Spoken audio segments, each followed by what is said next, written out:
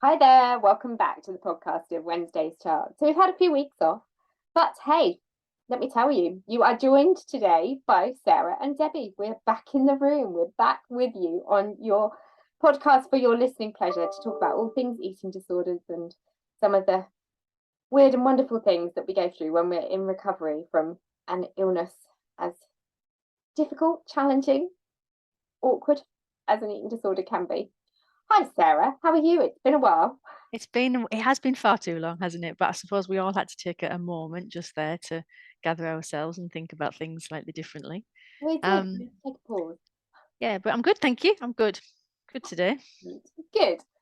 So we thought it'd be quite cathartic and timely to have a look at the kind of positives of recovery and what life feels like when you've really decided to let go of that eating disorder and live in a free way as much as is possible and to really embrace it. And by that I mean like not just kind of saying that, oh okay, I'm no longer being a slave to this light yogurt and diet coke, or I'm not being a slave to meal plan, but really really kind of moving on and feeling like life no longer has a place for an eating disorder in it. So I thought what we do is try and use the episode a little bit to talk about what we felt we've gained through the aspects of letting go of the eating disorder, and almost trying to flip that around to saying to other people that are in the quasi recovery, and I know that we talk to an awful lot of you out there who are in that place, trying to give you new reason to see beyond where you are. Because time and again I find myself having conversations, and I did again this week, with parents or carers of or individuals themselves who feel that they are living, they are functioning, but they're not truly freely happily healthily living. They're managing to have a job, managing to be at university, managing to be a parent perhaps, but in the back of their mind that eating disorder still exists. And what I hope you get time and again from Sarah and I and from the guests that we talk to on this podcast is there's something beyond that.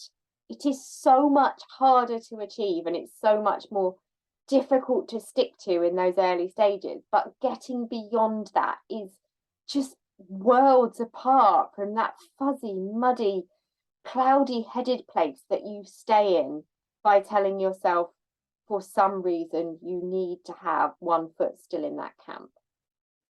So with that backdrop, Sarah, can you kind of think about where you got to with that feeling that you were able and willing to step beyond that middle ground space? And I'm imagining, and you correct me if I'm wrong here, but for you, I'm wondering whether some of your experience was about coming out of a day service, which helped you see what that transition would really truly look like in everyday life. It wasn't just about thinking about it, it was about living through it. It was about preparing meals, it was about going out to eat, it was about being with family and enjoying life again.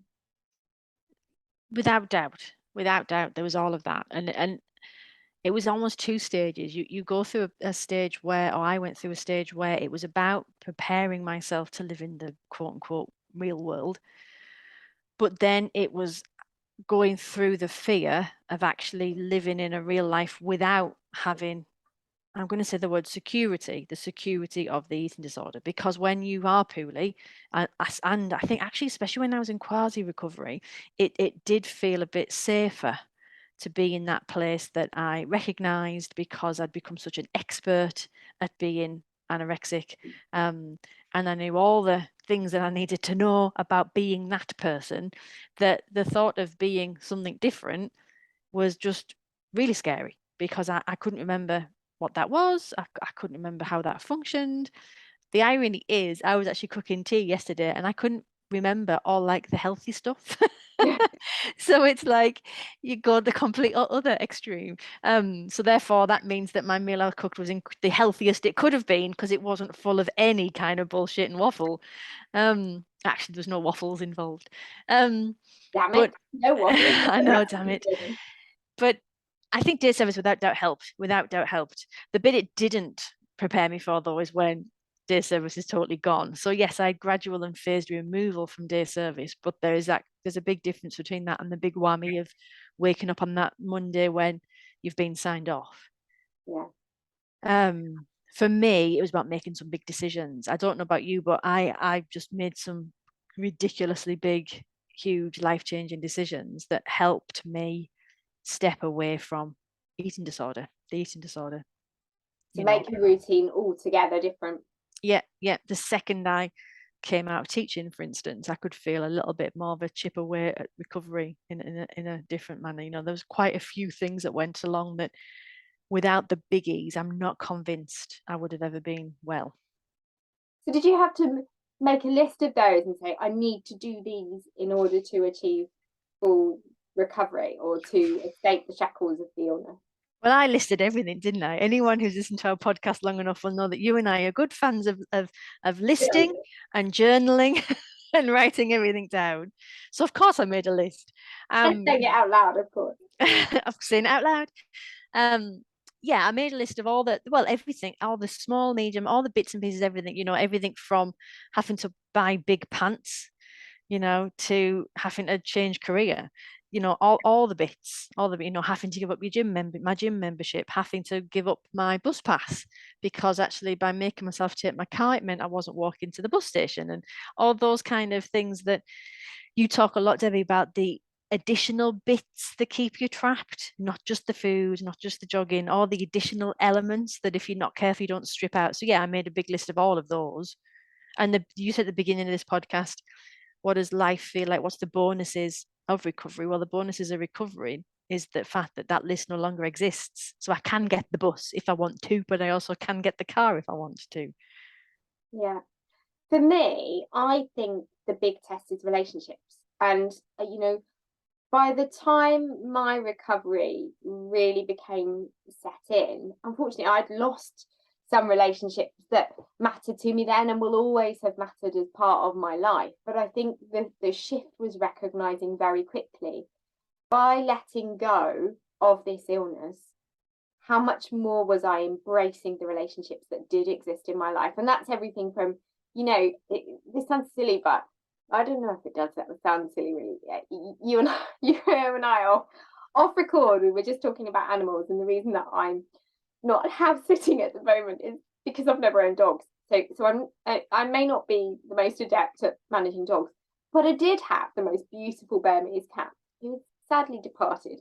But even so, human relationships aside, even forming a stronger relationship with my I can't believe I'm having this conversation. But truly, I think assessing your relationships when you are in recovery is really interesting. How are you impacting on others and how are you impacting on yourself? And so for me, genuinely, I could see the shift in how my parents related to me, my brother, who's always found it really difficult to understand my eating disorder, my friends, work colleagues and associates, people that knew me well, kind of getting used to when I would stand in a queue in a coffee shop and they would no longer see me just gravitate toward the cold fridge and just get the Diet Coke out or whatever, and they wouldn't have to have that awkward conversation, or watching my eyes drift off because after about 10 minutes I hadn't got the attention span for anything more, or seeing me sit in three coats, like when it's barely, cold at all. But actually, even with how I adored my cat, really adored him, but even with him, I could tell that he was more relaxed with me. I was the most uptight, highly strung, really. I just was incapable of completely mellowing about something and being at peace with myself, because everything was so stringent, everything was planned, everything was so precise, and just those kind of lazy Sunday moments that I remember that he came to enjoy and that I did, of oh my goodness, she's going to lay on on the sofa in her pajamas all day, and she's not like jumping up every 5 minutes to do star jump or to go off on another walk or whatever, and I'm not being moved off the bed really, really early in the morning because she's going to go running. The relationship that we had was different, and I'm really sorry if this sounds peculiar to anybody that's never had a pet or anything, but you know, I mean, maybe is it different for a dog that craves you taking it out for a walk, I, and I, somebody with eating disorder goes out on a walk all the time? I don't know. I think Lenny, because I got two dogs, haven't I? Meg's a recent addition, so Lenny's been my recovery dog. Or I heard it called emotional support animal. Lenny's Oh yeah, yeah, definitely yeah, been my emotional support animal. yeah. And when I stopped running, you could see he was like, oh, so we're not. Oh, right. Okay. So we're hovering around. Oh, you're going to throw me a stick. You could see he was like, oh, we're playing. I'm not just following you and like trying to keep up. Um, so and I do think our pets are so important to us. And I found, I think you're dead right about relationships. And what I found is that actually with some of my best friends, I see them less, and I see them less because they're not checking up on me. Yeah. Oh, that's so true. And I They think feel the that's need like, to check in on you. yeah, I used to have one friend in particular, God bless her, we're still like, best mates. She was always like just appearing. And I don't know whether it was because she was giving James some rest and they had like an arrangement between the two of us that I was never told about, or whether it was just she just knew that she just wanted to do that. She would often like drop off jumpers and ponchos and like random. I was tidying a cupboard out and I found this. I'm thinking that you didn't used to own that. But anyway, but now I see her a lot less.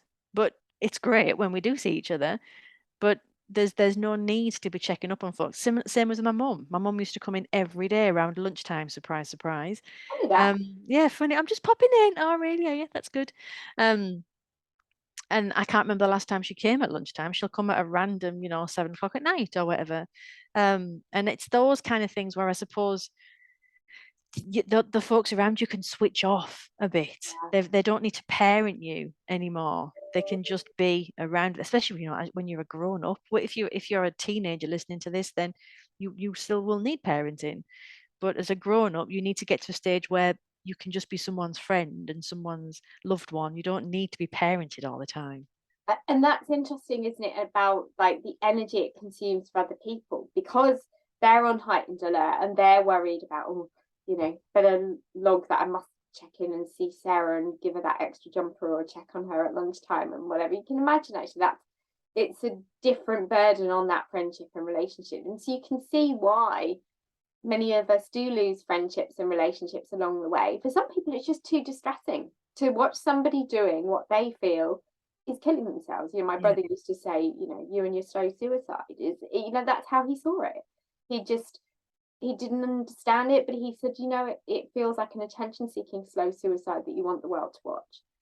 And I'm really sorry if hearing words like that are triggering and unsettling for those of you listening to this, but you and I will know that Sarah and I have never been on this podcast to be anything other than brutally honest about how an eating disorder exhibits for those of us that go through it, but also for those that are around it. And I suppose the beauty of where we're able to come from is because we have been through it. At least now we have the sort of slightly, I guess, the 2020 vision to be able to look and say, actually, I can now see what it felt like for that person. And I can now see how much emptier it was when the relationships people had with me were out of sympathy or anger and frustration. And now they are genuine. And now those people, they're the ones that invite you to meals where before you just weren't on their invite list. You Yeah. thought that your friends weren't very sociable or just didn't like the idea of having you along because, they didn't like your perfume or something. Actually, the truth was they're fed up getting rejected because you'd always cry off at the last minute or you'd just say you weren't going to come because it involved food. And that's upsetting for somebody. And particularly, I don't know about you, Sarah, but I've got lots of girlfriends who are amazing cooks and they host really amazing like meals and suppers and seasonal occasions and things. And they just always pull out all the stops. But when you've got somebody that's got an eating disorder, and if you invite them or you don't invite them, it doesn't really make any difference, because if they're there, they're not really there. No. And they're certainly not going to turn around and say how amazing that lemon pavlova is that you've slaved over for 4 hours. And they sure as hell aren't going to be dishing out the takeaway dishes and, shoveling wontons into themselves like the rest of us are around the table. So it is challenging for other people. And I don't think it does us any harm. And I'm not sitting here saying we should all feel really guilty for the eating disorder and the pain we put on other people. I'm not saying that at all. But I'm saying those reflections are sometimes helpful to recognize one more reason why you get into just a new universe in terms of friendships and opportunities when you let go. And to get into that new universe, in terms of relationships, it can also be looking the other way and looking at the relationships you've held on to because they're allowing you to keep holding on to your eating disorder. I've said quite, again, truthfully, that one of the biggest things for me was at my back end when I was just coming out of day service. And I went into the front room where everyone would sit, and then I went running back into the kitchen where my OT was, and I just said, please don't make me go in there. I'm not that anymore. And Wow. that I just couldn't, like, it was just like literally like flicking a switch. It was like I just couldn't have another post-meal game of hangman. I just couldn't have another game of frigging bananagrams. I didn't want to talk bullshit about random TV shows that I knew I wasn't really interested in. But I'd been living in this world where that was like all consuming because it had to be, and it was so beneficial for me, for my recovery. But it's noticing, I think, when you're in that state of your recovery, when you're on that shift, when you started to think, actually, this eating disorder life, this eating disorder world, it's not got my name on it anymore. I'm ready to do something different. I'm ready to be someone different. And that's a massive leap, and it's dead scary.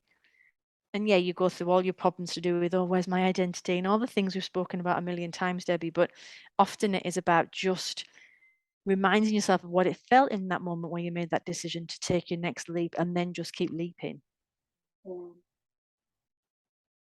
I find it really, I mean, I don't know, almost kind of puts a lump in my throat to hear you talk like that, because I think those are the moments where you recognize there's a whole new world and that you are a whole new person. And I think it gets me on two levels. It gets me on how amazing that moment is and how special it is.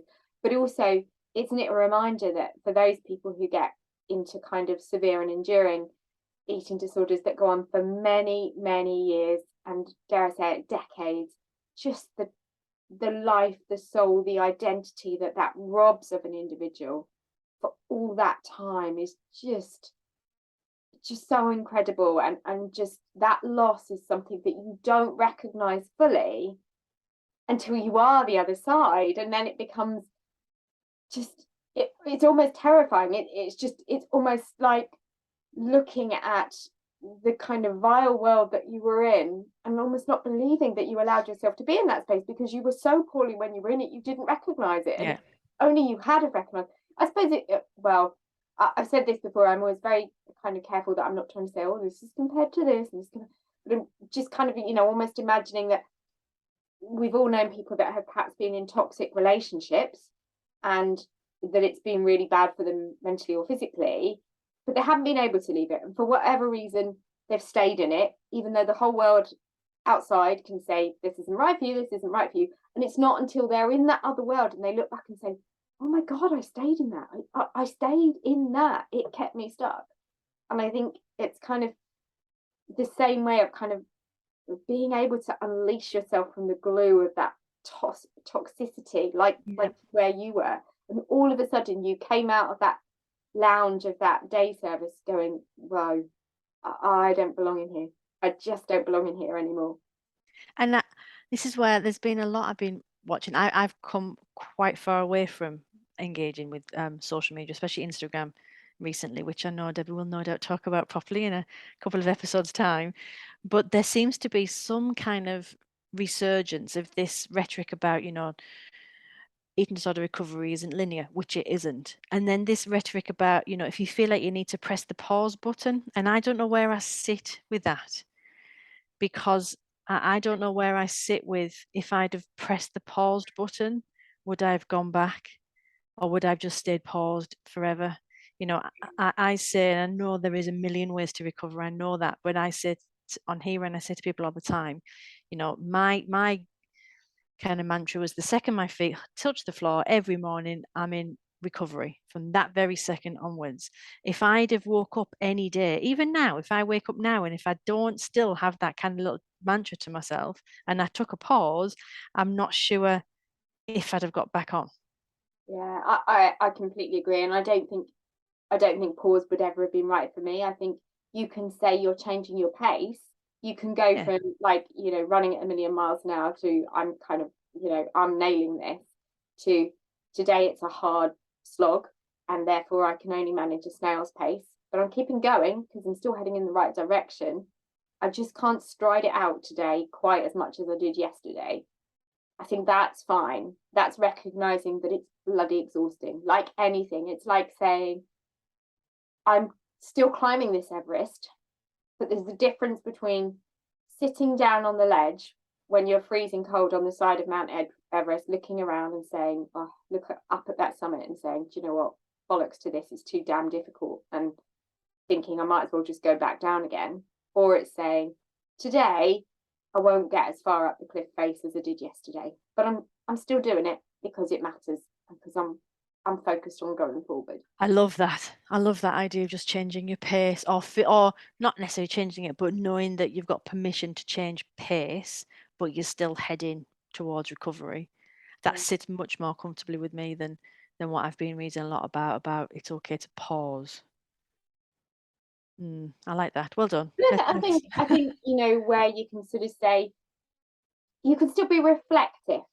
I think the one element of sometimes we do in pausing is we can reflect, but I think by saying pause, that's suggesting it's okay to rest, to stop, to you don't really need to rest with recovery, really.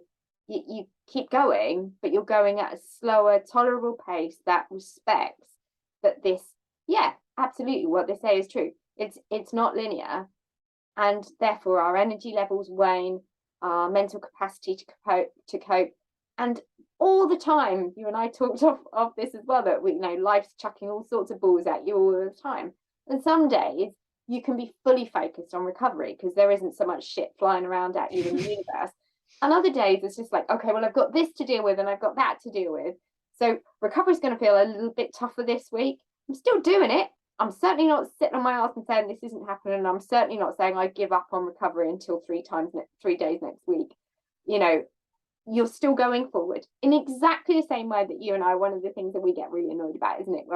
When people say, I gave myself my holiday to let go of my eating disorder recovery, or to let go of my eating disorder. And then it's okay to have non-eating disorder while you're on holiday, but you're straight back on your eating disorder when you come home. What's So that? you've never left it, in Yeah. other words. Okay, that's really nice that you chose to do it that way.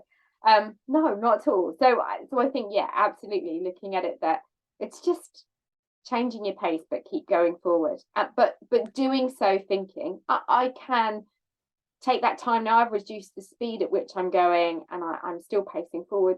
Yeah, reflect and keep saying, goodness, isn't it really good that I have come this far along this road and the summit's only that far ahead, but what have I gained in this process?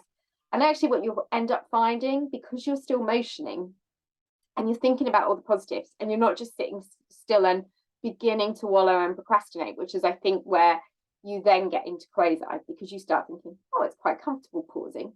Pausing's okay. Pausing's not really hurting anybody. But pausing's less. It's less. You're giving yourself a break from recovery, so it's going to be less stressful. It's going to be less difficult. It's going to be the voice will quieten down because you're not challenging it every single day. When you're telling something to fuck off every day, it tells you it right back. So if you stop saying that just for a couple of minutes, it stops. It'll go quiet. So no, we've all been in that position.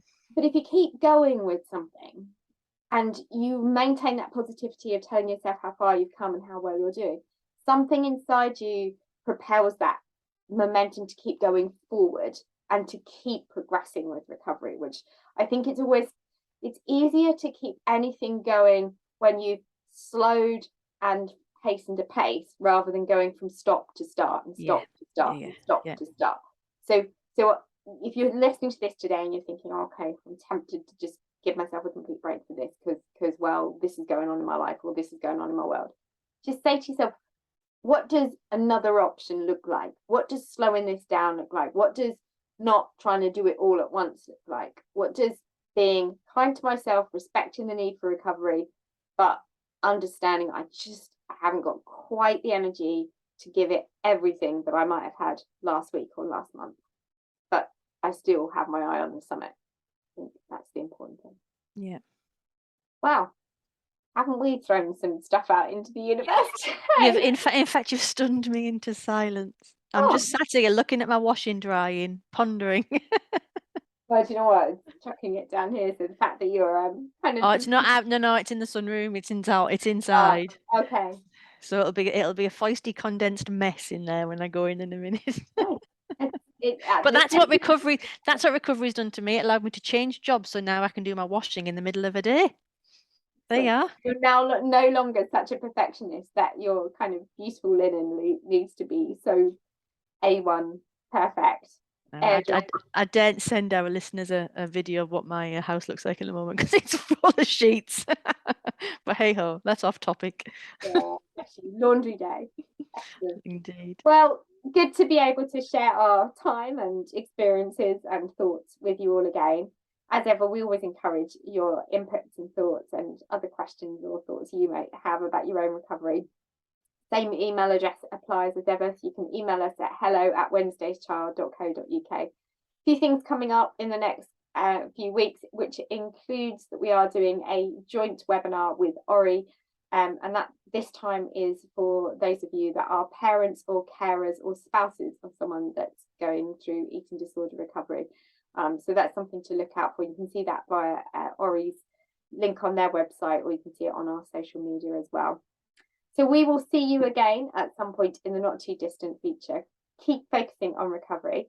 As we've said so often today, there are so many wins to be gained by pushing on through and not getting stuck in that quasi recovery position, and to keep focused on the summit, however tough it seems. Thanks, Sarah. Lovely to see you again. See you soon. All right. Take care, everyone. Stay focused on recovery, and we'll speak again soon. Bye-bye.